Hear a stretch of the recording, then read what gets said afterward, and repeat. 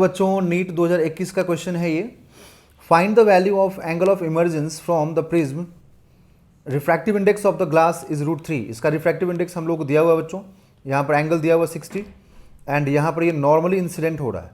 ठीक, तो नॉर्मली जब इंसिडेंट होगा तो उस केस में R1 क्या बनेगा, ठीक है, एंगल ऑफ प्रिज्म क्या होगा, ये सारी चीज़ें हम लोग को देखना पड़ेगा। देखिए ये प्रिज्म हो गया, पहले प्रिज्म कंप्लीट कर लिया जाए बच्चों। ठीक, अब यहाँ पर लाइट नॉर्मली इंसिडेंट हो रहा है इस तरीके से। ओके, देखिए जब लाइट नॉर्मली इंसिडेंट होगा तो लाइट इधर आएगा, यहाँ पर एक आप नॉर्मल भी ड्रॉ कीजिए। ओके, सो अब पूरा कंप्लीट बच्चों यहाँ पर आपको एंगल समझना पड़ेगा। ये एंगल कितना हो गया, 60 दिया हुआ है। अगर यहाँ पर ये 90 है तो ये भी 90 होगा।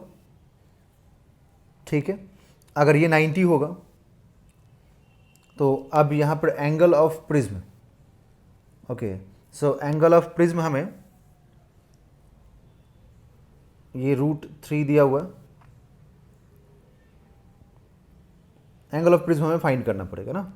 तो यहाँ पर देखिए R1, क्योंकि यहाँ पर R1 और इधर में R2 एंगल आप मान लीजिए कि इंसिडेंट हुआ यहाँ पर, तो आप R1 + R2 ये एंगल ऑफ प्रिज्म का formula is equal to A।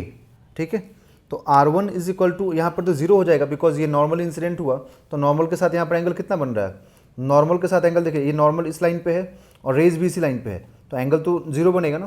तो R1 इज इक्वल टू 0 हो जाएगा, तो R1 0 होगा तो R2 इज इक्वल टू क्या होगा, एंगल ऑफ प्रिज्म हो जाएगा। ठीक है ना, तो एंगल ऑफ प्रिज्म हम लोगों को यहाँ से R2 के बराबर हो जाएगा।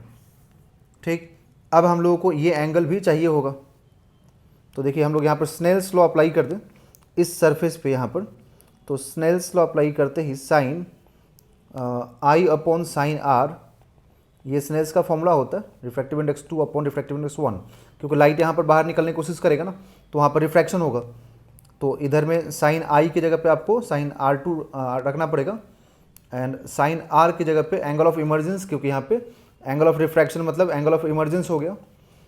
ठीक, अब सेकंड मीडियम मतलब जहाँ पर लाइट एंटर करने वाला है उसका रिफ्रैक्टिव इंडेक्स 1 लेंगे, क्योंकि दूसरे साइड पे एयर है, ये √3।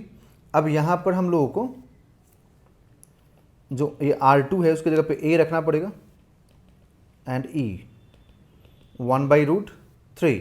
अब यहाँ पर एंगल ऑफ प्रिज्म का वैल्यू हम लोग निकाल लेते हैं। तो देखिए ये अगर यहाँ 60 है, ये 90 है ना, क्लियर दिख रहा है आपने को, ये 90 है।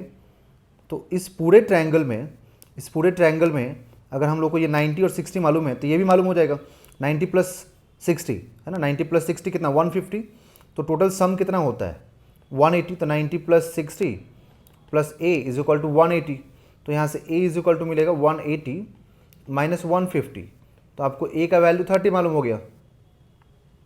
इस 30 को यहाँ रख दीजिए, तो sin 30 upon sin E is equal to 1/√3।